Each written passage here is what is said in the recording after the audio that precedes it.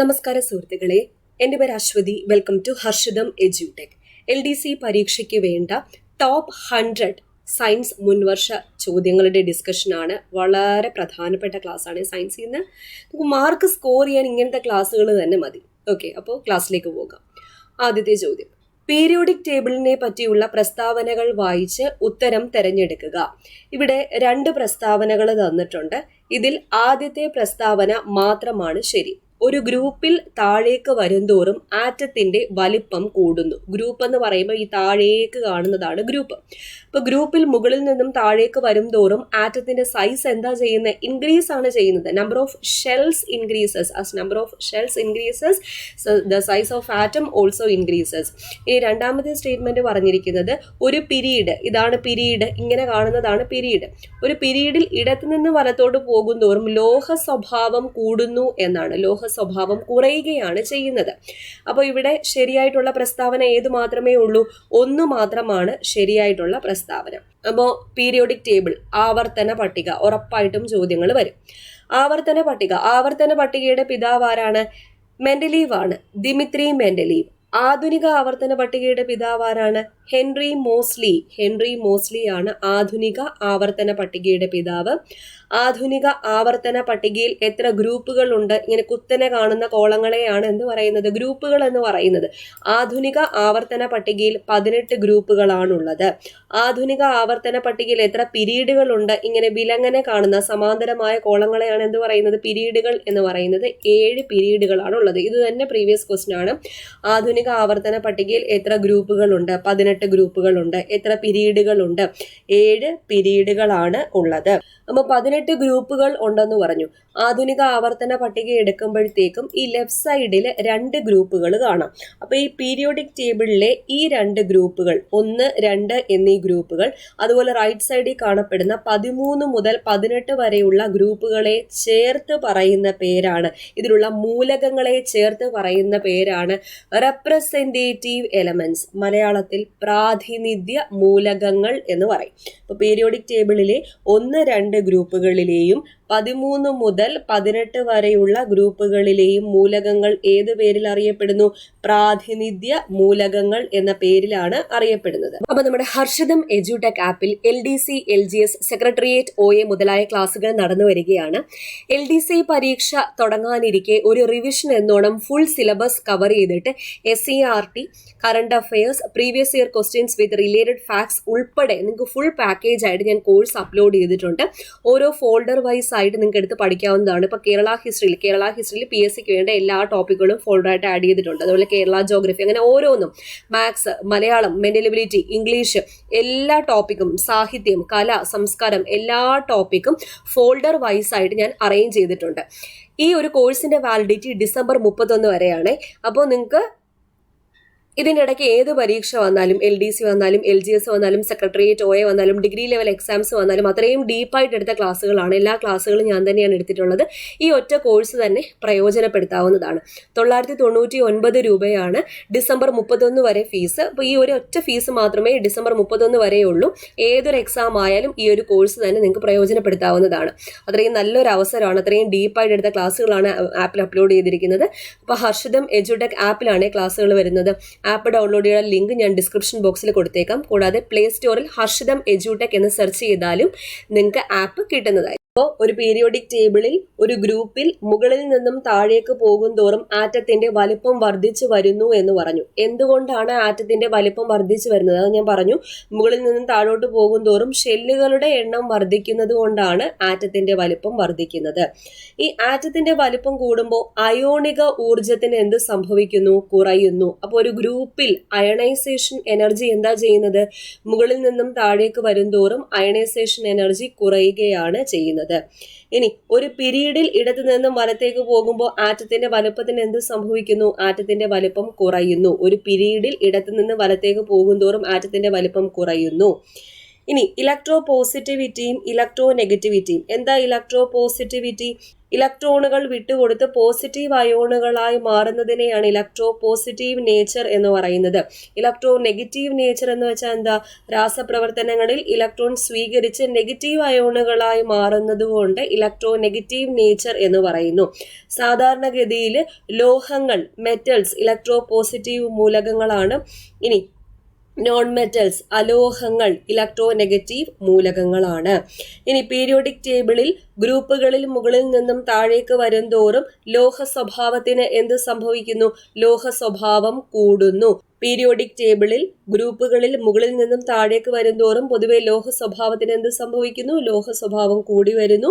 ഇനി പിരീഡില് ഇടത്തു നിന്നും വലത്തോട്ട് പോകുന്തോറും പൊതുവെ ലോഹ സ്വഭാവത്തിന് എന്ത് സംഭവിക്കുന്നു? ലോഹ സ്വഭാവം കുറഞ്ഞ് വരുന്നു.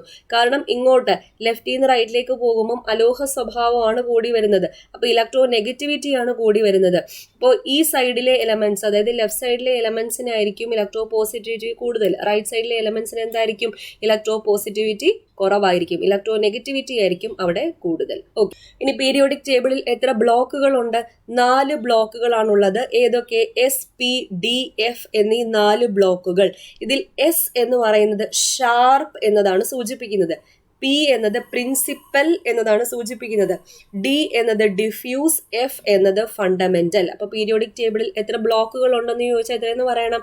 4 ബ്ലോക്കുകൾ. ഇതിൽ എസ് ബ്ലോക്ക് എന്ന് പറയുമ്പോൾ ഈ ലെഫ്റ്റ് സൈഡിൽ കാണപ്പെടുന്ന ഈ 2 ഗ്രൂപ്പുകളെയും കൂടി ചേർത്തിട്ടാണ് എസ് ബ്ലോക്ക് മൂലകങ്ങൾ എന്ന് പറയുന്നത്. അപ്പൊ എസ് ബ്ലോക്ക് മൂലകങ്ങളിൽ ഉൾപ്പെടുന്ന ഗ്രൂപ്പുകൾ ഏതൊക്കെയാണെന്ന് ചോദിച്ചാൽ ഗ്രൂപ്പ് 1ഉം ഗ്രൂപ്പ് 2ഉം.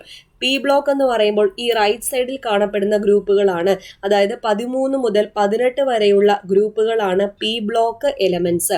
ഇനി ഡി ബ്ലോക്ക് എന്ന് പറയുമ്പോൾ ഈ നടുക്ക് കാണപ്പെടുന്ന ഗ്രൂപ്പുകളാണ്, അതായത് ഗ്രൂപ്പ് 3 മുതൽ ഗ്രൂപ്പ് 12 വരെയുള്ള എലമെന്റ്സിനെയാണ്, മൂലകങ്ങളെയാണ് ഡി ബ്ലോക്ക് എലമെന്റ്സ് എന്ന് പറയുന്നത്.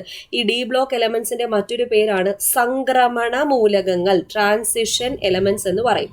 അപ്പോൾ ഈ എസ് ബ്ലോക്കിനെയും പി ബ്ലോക്കിനെയും കൂടി ചേർത്ത് എന്ത് പറയും എന്ന് പറഞ്ഞു? അതായത് ഗ്രൂപ്പ് 1, 2, ഗ്രൂപ്പ് 13 മുതൽ 18 വരെയുള്ള മൂലകങ്ങളെ എന്ത് പറയുന്നു പറഞ്ഞു? റെപ്രസെന്റേറ്റീവ് എലമെന്റ്സ്, പ്രാതിനിധ്യ മൂലകങ്ങൾ എന്ന് പറയുന്നു പറഞ്ഞു. ഡി ബ്ലോക്ക് എലമെന്റ്സ് ആണ് എന്ത്? സംക്രമണ മൂലകങ്ങൾ. വളരെ ഇമ്പോർട്ടന്റ് ആണ്. ഡി ബ്ലോക്ക് എലമെന്റ്സ് സംക്രമണ മൂലകങ്ങളാണ്. ഡി ബ്ലോക്ക് മൂലകങ്ങൾ പൊതുവെ ലോഹങ്ങളാണ്. ഡി ബ്ലോക്ക് എലമെന്റ്സ് പൊതുവെ എന്താണ്? ലോഹങ്ങളാണ്. ഇവിടെ ഓർക്കേണ്ട ഒരു പോയിന്റ്, കപട സംക്രമണ മൂലകങ്ങൾ എന്നറിയപ്പെടുന്നത് ഏതൊക്കെ? PSCയുടെ ഒരു പ്രീവിയസ് ക്വസ്റ്റ്യൻ ആണ്. കപട സംക്രമണ മൂലകങ്ങൾ എന്നാൽ ഇംഗ്ലീഷിൽ സ്യൂഡോ ട്രാൻസിഷൻ എലമെന്റ്സ് എന്ന് പറയും. ഏതൊക്കെയാ?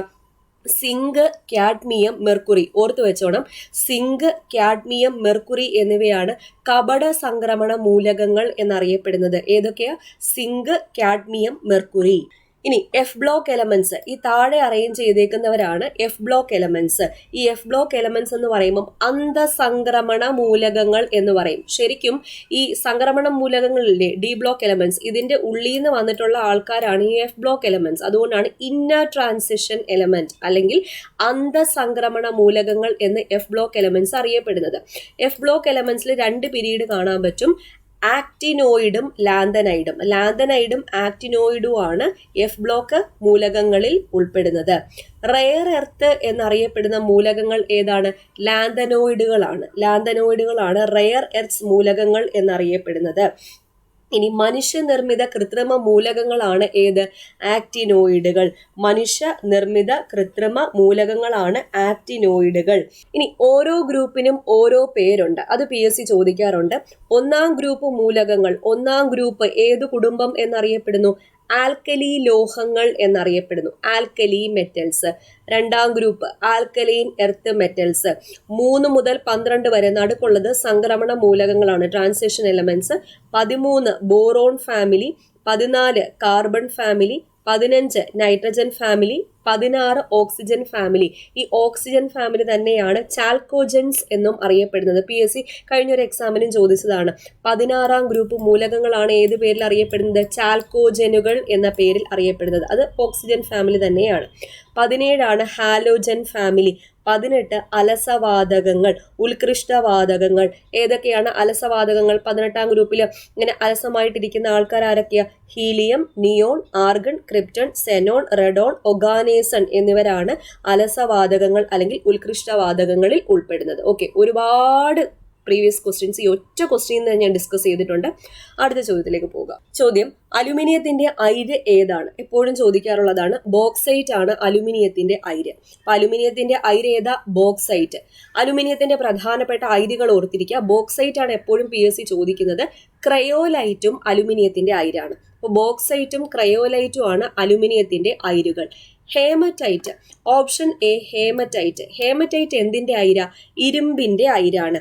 Haematite, magnetite, iron pyrites, siderite എന്നിവ ഇരുമ്പിന്റെ അയിരുകളാണെന്ന് ഓർക്കുക. Haematite, magnetite, iron pyrites, siderite എന്നിവ ഏതിന്റെ അയിരുകളാണ്? ഇരുമ്പിന്റെ അയിരുകളാണ്. കലാമിൻ റിപ്പീറ്റിംഗ് ചോദ്യമാണ്. ഒരു ക്വസ്റ്റ്യൻ പേപ്പർ എടുത്തു കഴിഞ്ഞാൽ ബോക്സൈറ്റ് കഴിഞ്ഞ് ഏറ്റവും കൂടുതൽ ചോദിച്ചിട്ടുള്ളത് കലാമിനെ പറ്റിയാണ്. കലാമിൻ എന്തിന്റെ അയിരാണ്? സിങ്കിന്റെ അയിരാണ്. കലാമിൻ എന്തിന്റെ അയിരാണ്? സിങ്കിന്റെ അയിരാണ്. അപ്പൊ കലാമിൻ സിങ്കിന്റെ അയിരാണ്. കൂടാതെ സിങ്കിന് മറ്റൊരു പ്രധാനപ്പെട്ട അയിരുണ്ട്, സിങ്ക് ബ്ലെൻഡ്. സിങ്ക് ബ്ലെൻഡും അത് ആ പേരിൽ നിന്ന് തന്നെ കിട്ടും. സിങ്ക് ബ്ലെൻഡ് സിങ്കിന്റെ അയിരാണ്. കലാമിൻ സിങ്കിന്റെ അയിരാണ്. മാഗ്നറ്റൈറ്റ്. മാഗ്നറ്റൈറ്റും ഹേമറ്റൈറ്റും ഏതിന്റെ അയിരാന്ന് പറഞ്ഞു? ഇരുമ്പിന്റെ അയിരാന്ന് പറഞ്ഞു. മാഗ്നറ്റൈറ്റും ഹേമറ്റൈറ്റും ഇരുമ്പിന്റെ അയിരാന്ന് പറഞ്ഞു. ഇവിടെ ഒന്ന് ശ്രദ്ധിക്കാം, മാഗ്നറ്റൈറ്റ് ആണ് ഇരുമ്പിന്റെ അയിര്. അപ്പൊ മാഗ്നസൈറ്റോ? ഇവിടെ സാ വന്നാലോ? മാഗ്നസൈറ്റ് മഗ്നീഷ്യത്തിന്റെ അയിരാണ്. മാഗ്നസൈറ്റ് ഏതിന്റെ അയിരാണ്? മഗ്നീഷ്യത്തിന്റെ അയിരാണ്. മോണോസൈറ്റ് ഏതിന്റെ അയിര? തോറിയം. അതും ചോദിക്കാറുണ്ട്. മോണോസൈറ്റ് തോറിയത്തിന്റെ അയിരാണ്. ഗലീന. ഗലീന പ്രീവിയസ് ക്വസ്റ്റ്യൻ ആണ്. ലെഡിന്റെ അയിരാണ് ഗലീന. ഗലീന എന്നത് ലെഡിന്റെ അയിരാണ്. മാലക്കൈറ്റ് ചെമ്പിന്റെ അയിരാണ്. മാലക്കൈറ്റ് ചെമ്പിന്റെ അയിരാണ്. Dolomite, gypsum. Gypsum previous question ആണ്. ജിപ്സം, ഡോളമൈറ്റ് എന്നിവ കാൽഷ്യത്തിന്റെ അയിരാണ്. Calcium. Ilmenite. Ilmenite previous question ആണ്. ടൈറ്റാനിയത്തിന്റെ അയിരാണ്. ഇൽമനൈറ്റും റൂട്ടൈലും ഒക്കെ ടൈറ്റാനിയത്തിന്റെ അയിരാണ്. സിന്നബാർ മെർക്കുറിയുടെ അയിരാണ്. സിന്നബാർ ഏതിന്റെ അയിരാണ്? മെർക്കുറിയുടെ അയിരാണ്. ഓക്കെ, അടുത്ത ചോദ്യം, ഇന്ത്യൻ ഇൻസ്റ്റിറ്റ്യൂട്ട് ഓഫ് സയൻസ് സ്ഥിതി ചെയ്യുന്ന നഗരം ഏതാണ്? ബംഗളൂരു. ബംഗളൂരുവിലാണ് ഇന്ത്യൻ ഇൻസ്റ്റിറ്റ്യൂട്ട് ഓഫ് സയൻസ് സ്ഥിതി ചെയ്യുന്നത്. ഡൽഹി. ന്യൂഡൽഹിയിലാണ് All India Institute of Medical Science, AIIMS. All India Institute of Medical Science സ്ഥിതി ചെയ്യുന്നത് എവിടെയാണ്? ന്യൂഡൽഹിയിലാണ്. തിരുവനന്തപുരം. തിരുവനന്തപുരത്താണ് Indian Institute of Space Science and Technology സ്ഥിതി ചെയ്യുന്നത്. Indian Institute of Space Science and Technology സ്ഥിതി ചെയ്യുന്നത് എവിടെയാണ്? തിരുവനന്തപുരത്താണ്. കൊൽക്കത്ത. കൊൽക്കത്തയിലാണ് Indian Institute of Chemical Biology സ്ഥിതി ചെയ്യുന്നത്. അതുപോലെ Central Glass and Ceramic Research Institute എവിടെയാണ് സ്ഥിതി ചെയ്യുന്നത്? കൊൽക്കത്തയിലാണ് സ്ഥിതി ചെയ്യുന്നത്. Central Glass and Ceramic Research institute Kolkata. Indian Institute of Chemical biology എവിടെയാണ് സ്ഥിതി ചെയ്യുന്നത്? കൊൽക്കത്തയിലാണ് സ്ഥിതി ചെയ്യുന്നത്. അടുത്ത ചോദ്യം SCERT ബേസ്ഡ് ആയിട്ട് തന്നെയാണ് ചോദിച്ചിരിക്കുന്നത്. ഒരു അക്വേറിയത്തിന്റെ ചുവട്ടിൽ നിന്നും ഉയരുന്ന വായു കുമിള മുകളിലേക്ക് വരുംതോറും എന്ത് സംഭവിക്കുന്നു? മർദ്ദം കുറയുന്നതിനാൽ കുമിളയുടെ വലിപ്പം കൂടുന്നു. ഒരു അക്വേറിയത്തിന്റെ ചുവട്ടിൽ നിന്നും ഉയരുന്ന വായു കുമിള മുകളിലേക്ക് വരുംതോറും മർദ്ദം കുറയുന്നതിനാൽ എന്താണ്? കുമിളയുടെ വലിപ്പം എന്താ ചെയ്യുന്നത്? കൂടിയാണ് വരുന്നത്. ഇതിന് ആസ്പദമായിട്ടുള്ള വാതക നിയമം ഏതാണ്? ബോയിൽ നിയമമാണ്. ബോയിൽ നിയമം. അപ്പൊ അന്തരീക്ഷ മർദ്ദത്തിന്റെ യൂണിറ്റ് എന്താ? അന്തരീക്ഷ മർദ്ദത്തിന്റെ യൂണിറ്റ് ആണ് ബാർ. അന്തരീക്ഷ വായു യൂണിറ്റ് വിസ്തീർണത്തിൽ പ്രയോഗിക്കുന്ന ബലം അന്തരീക്ഷ മർദ്ദം.